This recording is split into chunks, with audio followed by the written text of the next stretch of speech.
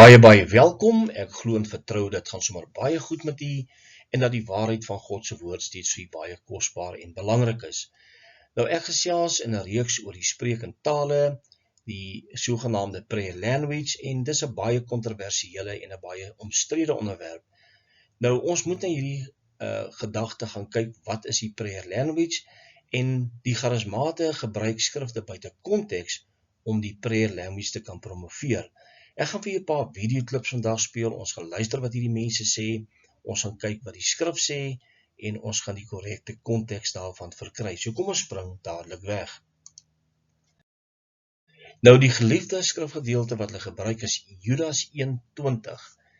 But you beloved, building yourselves up on your most holy faith, praying in the Holy Spirit. Nou hulle glo wanneer jy in tale bid of die prayer language beoefen, dan bid jy in die gees en gebruik hulle sekere skrifgedeeltes daarvoor. Nou ek gaan vandag 3 belangrike skrifgedeeltes gebruik en kyk na waarna hulle hierdie sogenaamde prayer language dan ook promoveer. Natuurlik Romeine 8:26 en 27, Judas 1:20 en natuurlik Efesiërs 6 vers 18. Nou Efesiërs 6 vers 18 is nie so prominent nie, maar ons gaan beslis daarna kyk vandag en dis baie belangrik. Nou, om skrifte buite konteks te gebruik is nie baie goed nie, dis baie gevaarlik. Die gesegde sê altyd skrif word met skrif vergelyk om die konteks te kan verstaan. Maar in hierdie geval is dit meer of hulle skrif na skrif verdraai om 'n prayer language te kan promoveer. Nou goed, geestelike oorlogvoering, Efesiërs 6 vers 18. Ons gebedstaal is 'n vorm van geestelike oorlogvoering, sê hulle, dis wat die charismate sê, en hier was 'n persoon gewees, is 'n sogenaamde profeet, dat die Here vir haar gewys het, sodra ons in ons prayer language bid, ons engele aktiveer om hierdie battle te veg vir ons. Sy sê dat die prayer language 'n geestelike wapen is vir geestelike oorlogvoering vir die laaste dae. Nou, hierdie kan nie van die Here afkom nie, dit staan nie in die skrif nie, maar so baie mense sê, die Here het gesê, die Here het gespreek, die Here het vir my gewys, maar wanneer ons dit nie kan vergelyk en sien dat dit in die skrif voorkom nie, moet dit egter verwerp word. Kom ons gaan kyk na hierdie skrifgedeelte. Hy sê, terwyl julle met alle gebed en smeking by elke geleentheid bid in die gees, en juis daartoe waak met alle volharding en smeking vir al die heiliges. Nou onmiddellik die Afrikaanse ou vertaling sê bid in die gees, die Engels sê bid in the spirit, pray in the spirit, dan sê hulle dit is mos nou bid in tale, dis nou daardie prayer language. Maar kom ons gaan kyk, wat is die konteks van daardie skrifgedeelte regtig? Nou die Nuwe Lewende Vertaling stel dit pragtig, hy sê doen alles deur gebed en smeking, en laat die gees julle elke keer in die gebed lei.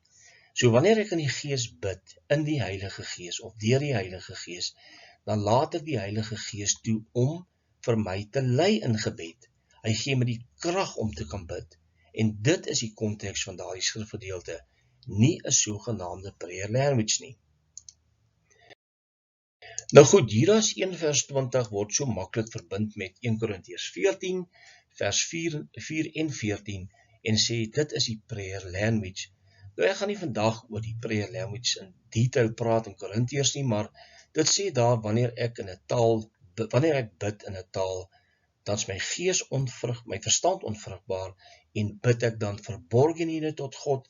Maar wat die skrif eintlik leer is dat ek en jy, wanneer jy in 'n gemeente in 'n taal sou praat of sou bid of sou sing of wat ook al die geval is, dit nie bekend is aan die toehoorders om my nie. En daarom sê Paulus dit baie duidelik in dieselfde hoofstuk 14 dat dit uitgelê moet word, want dit maak geen sin dat dit niemand het verstaan nie, want die gemeente moet gestig word. Want wanneer jy self wanneer jy self nou bid of praat in tale, dan stig jy jouself, want jy verstaan waarskynlik die taal. Maar die ander mense om jou verstaan het nie, en daarom moet dit uitgelê word, dit moet vertaal word, mense moet hoor wat jy sê, sodat hulle opgebou kan word. Maar voorstanders van die prayer language sien bid in die gees as die prayer language, en dan verbind hulle sommige skrifte aan hierdie lering om dit te staaf. Nou kom ons gaan dadelik na Judas 1:20 toe, waarin hierdie twee leraars met mekaar in gesprek is oor die gawe van tale of die prayer language, en kom ons gaan hoor wat hulle sê. Like, according to 1 Corinthians 14:2, if I'm speaking to God, and then there's a difference, if I'm speaking to God, I'm not speaking to men. So if you come into, for instance, the church that I attend, you will hear a lot of people speaking in tongues. But and they don't know what they're saying. No, they don't. They don't know what they're saying. And so what's the purpose? So what's the purpose in that? Well, for instance, in Jude chapter, well, there's only one chapter, but Jude 20, the Bible says when you pray in the Holy Ghost, you are edifying yourself. And so I would say that according, like my definition, well, I would say the Bible's definition for praying in the Spirit is praying in tongues. For instance, nou stel vir jouself voor dat jy kom in 'n gemeente ingestap en almal praat in tale, dis gibberish, niemand verstaan dit nie. Nou vra Andrew Slaughter tereg vir hom, nou wat is die doel daarvan? What is the purpose? Hy kan dit nie antwoord nie, hy sê maar net, hier is 1:20 sê, jy bid in die gees, jy stig jouself, om in 'n gesamentlike gemeente byeenkoms in tale te praat, is daar geen doel om te praat om jouself te stig nie. Die doel is om die gemeente te stig. En dit is waaroor het gaan in 1 Korintiërs 14, die hele hoofstuk 14. Dit gaan om die gemeente te stig. Daarom moet die tale uitgelê word, sodat ander stigting kan ontvang. En dit is die gedagte rondom 1 Korintiërs 14. Nou, hy verduidelik Richie Dikias aan Andrew Slaughter, dat as jy by een van hulle byeenkomste instap, sal jy mense kry wat in tale bid, en dit sien ons vandag gereeld in die charismatiese beweging veral, waarna aan hom gevra word of hulle dit verstaan of nie, en wat sal die doel dan wees? Is dit nie 'n goeie vraag nie? Wat is die doel? Mense praat in tale, niemand verstaan dit nie. Dan verwys hy na Judas 1:20 dat mense in die gees bid. Nou dis die bid in die Heilige Gees, en hy sê dat mense dan hulle self moet stig. Nou, let op in 1 Korintiërs 14 vers 14 is dit jou gees wat bid, dit staan in die skrif wat jou gees wat bid, en in Judas 1:20 bid gelowiges in die Heilige Gees. Ander woorde, hulle word gelei deur die Heilige Gees om te bid. En dis in hulle eie moedertaal. Dis nie in 'n prayer language of 'n sogenaamde gibberish taal nie. Maar hierdie mense verstaan dit so en hulle glo dat die prayer language absolute kragtige wapen is, terwyl dit eintlik niks beteken nie. Nou kom ons gaan luister na die eerste leraar, waarna hy verduidelik dat die prayer language die in Judas 1:20 is om in vreemde tale te bid. 'n Volgende gedagte is dat jy jou geloof versterk. Judas, wat net een hoofstuk het, die 20ste vers, sê ons moet onsself opbou in ons allerheiligste geloof en in die Heilige Gees bid. Nou die Afrikaanse Bybel lyk asof dit nou twee sake is. Jy bou jouself op in jou allerheiligste geloof en dan doen jy nog iets daarby, jy bid in die Gees. Maar as 'n mens nou byvoorbeeld kyk na die Amplified Bible vers 20 sê, but you beloved build yourselves up on your most holy faith, make progress, rise like an edifice higher and higher, praying in the Holy Spirit. Dit is duidelik uit die Amplified en ook die King James, dat dis hoe jy jou in jou allerheiligste geloof bou, is deur te bid in die Gees, is deur te bid in vreemde tale. Nou ja, dit is buite konteks, dit staan nie in die skrif nie, en ons gaan daarna kyk vandag, hoe belangrik is dit om die skrif reg te verstaan. Nou, hier verduidelik Dries van As dat om in die Gees te bid, is om jou op te bou in die allerheiligste geloof. Is dit werklik bid in tale, in vreemde tale? Nou, Dan verwys hy na die Amplified Bible wat ook praat van bid in die Heilige Gees, dat jy dus opbou deur te bid in vreemde tale. Maar wat die skrif eintlik sê is dat jy moet jouself opbou in die allerheiligste geloof en dis deur die woord van God. En dan moet jy bid dat die Heilige Gees jou krag en leiding sal gee om dit te kan volbring.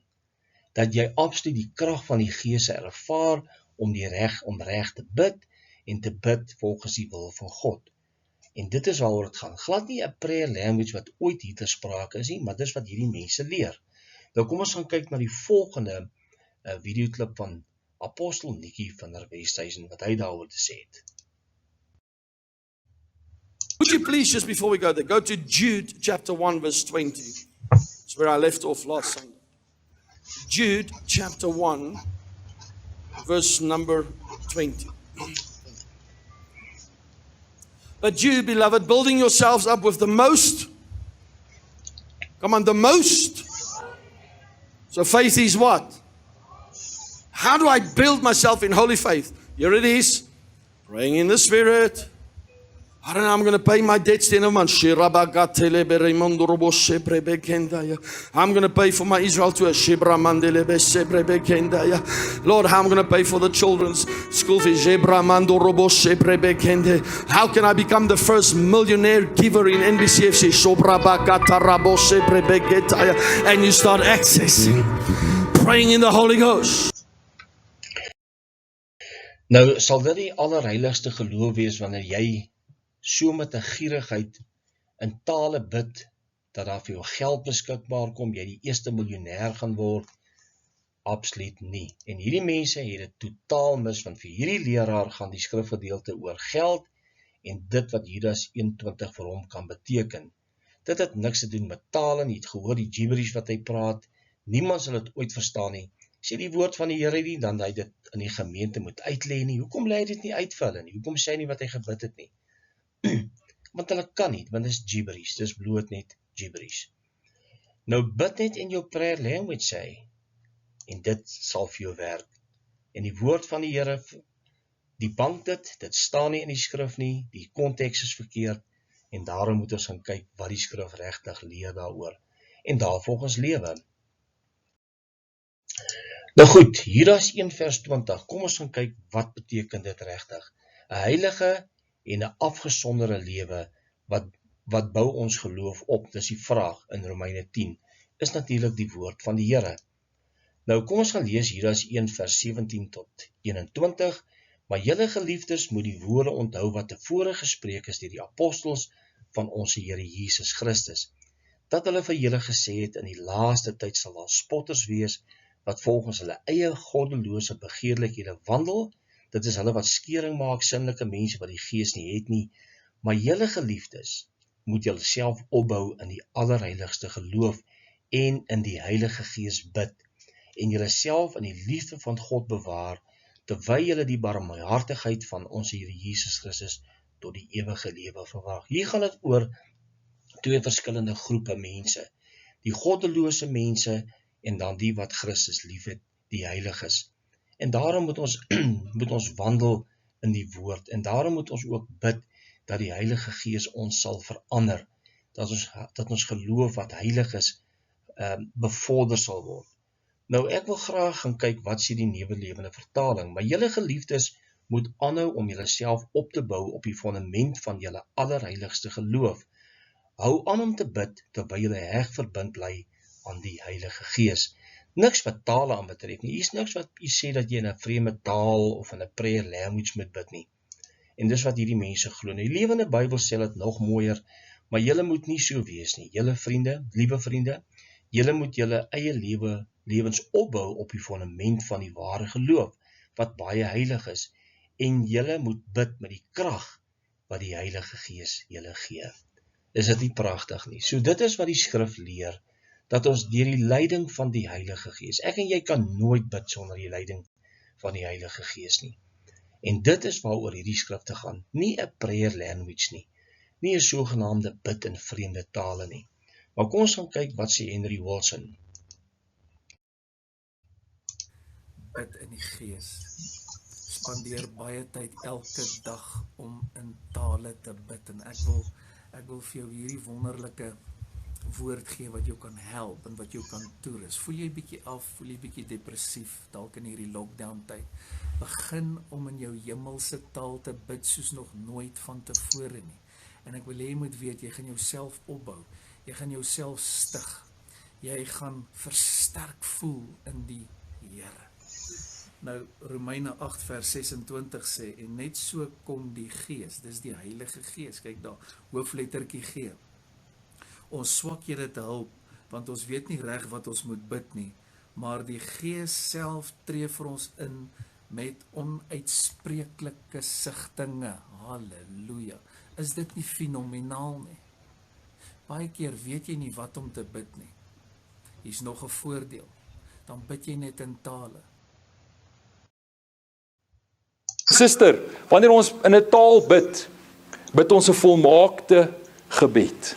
Weet jy, so baie maal bid ons as ons in ons moedertaal bid, dan bid ons direk teen die wil van die Here. Wie van u dit al beleef? Dis hoekom baie van ons gebede, die Here antwoord elke gebed, my broeder en suster.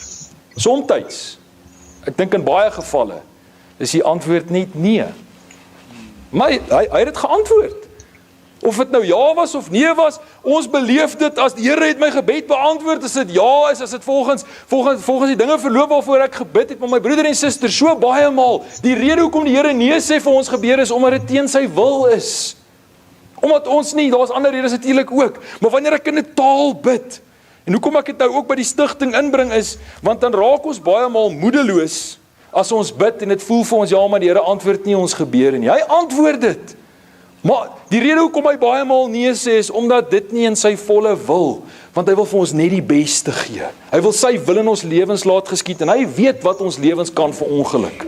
Maar weet jy, my broeder en suster, as ek in 'n taal bid, Romeine 8, vers 26 sê, net so kom ook die Gees ons swakhede te hulp, want ons weet nie reg wat ons moet bid nie, maar die Gees self tree vir ons in, met onuitspreeklike sigtinge, en hy wat die harte deursoek, weet wat die bedoeling van die Gees is, omdat hy ooreenkomstig die wil van God vir die heiliges intree. Wanneer ek in 'n taal bid, my broeder en suster, omdat die Heilige Gees die een is wat die woorde aan my gee en aanwakker in my gees, hy kan tog nie teen homself en sy eie wil bid nie. Dan bid jy 'n volmaakte gebed. Nou ja, dit was Henry Wilson en Hannes van As, hulle weergawe wat Romeine 8, 26 en 27 beteken, en u sal duidelik hoor dat hulle sê, wanneer jy daardie taal, daai bid, daai Romeine 8, 26, 27 bid, dan bid jy 'n volmaakte gebed. Beteken dit dat God dan elke keer my gebed gaan verhoor wanneer ek in 'n prayer language bid? Nee, dit is nie waaroor Romeine 8, 26 en 27 gaan nie, maar dis wat hierdie mense glo. Nou kom ons gaan kyk, wat sê Romeine 8, 26 en 27 in die ou vertaling, en net so kom ook die Gees ons swakhede te hulp, want ons weet nie reg wat ons moet bid nie, maar die Gees self tree vir ons in met onuitspreeklike sigtinge, en hy wat die harte deursoek weet wat die bedoeling van die Gees is, omdat hy ooreenkoms die wil van God vir ons, vir die heiliges dan intree. Nou jy kan duidelik sien dat ons baie keer wanneer ek en jy in ons binnekamer of waar ons ook al is, dan bid ons soms die onvolmaakte gebed. Ons weet nie altyd wat om te sê nie, ons weet nie wat se woord om te gebruik nie, maar wanneer ons dan bid, dan gaan die Heilige Gees met onuitspreeklike, dis nie tale wat uitgespreek word, 'n prayer language nie, dis 'n onuitspreeklike sigtinge in die binnekant van my menswees, dan spreek die Heilige Gees, hy verander daardie woorde voor God, want God weet wat die bedoeling van die Heilige Gees is, en hy bid vir ons dan. Dis nie ek wat tale bid nie, dis die Heilige Gees wat binne in my bid, en hy bid vir ons daai volmaakte gebed. Nou, kom ons gaan kyk, wat sê die nuwe lewende vertaling, in hierdie saak help die heiliges, of die lewende Bybel eerder, in hierdie saak help die Heilige Gees ons ook, want ons is swak, ons weet nie mooi, hoe om met God te praat as ons bid nie, dis baie waar, maar die Gees bid vir ons by God op 'n manier, wat nie in woorde uitgedruk kan word nie. Met ander woord, dis nie 'n taal, of 'n gibberish taal, of 'n taal wat jy bid nie. Hy bid op daardie manier wat nie in woorde uitgespreek kan word nie. God ken die harte van mense deur en deur, en hy weet ook wat die Gees bedoel, want Wat die Gees vir ons by God bid, is ook wat die wil van God dan is. En dit is wat die Heilige Gees dan doen. Dis nie 'n gibberish taal of 'n prayer language soos hulle sê nie. Maar kom ons gaan kyk. As you can see from the beginning of this chapter to the end, there is absolutely nothing that suggests that the idea of speaking or praying in tongues, the interpretation is totally foreign to the passage. The context of Romans 8:26-27 is how the Holy Spirit helps us to pray according to the will of God. En dit is die konteks van daardie skrifgedeelte. Nou kom ons gaan luister na die laaste videoklip van 'n man wat dit pragtig verduidelik, Romeine 8:26 en 27. The next section I want to look at today, and we're going to go to Romans chapter 8, and I'm going to look at several points of false doctrine in the modern tongues movement. And there's a lot of things I could talk about, but I'm going to keep it to a simple list here, just to introduce this particular concept here. But the first thing I want to look at is that they look at tongues as a prayer language. And in Romans 8, verse number 26, it says, "Likewise the Spirit also helpeth our infirmities, for we know not what we should pray for as we ought. But the Spirit itself maketh intercession for us with groanings which cannot be uttered." And so, very interesting. And then verse 27, it says, "And he that searcheth the hearts knoweth what is the mind of the Spirit, because he maketh intercession for the saints according to the will of God." And so some have taken this passage to mean that tongues is somewhat of a prayer language that the Spirit is doing while I'm communicating with God. And well, that's just absolutely false. This verse says nothing about tongues. There's nothing about the gift of tongues in this verse. It's actually very easy to explain. One thing I just want to point out to you in this, it says how the Spirit itself maketh intercession for us with groanings which cannot be uttered. And that particular phrase, cannot be uttered, means not able to be spoken. Amen.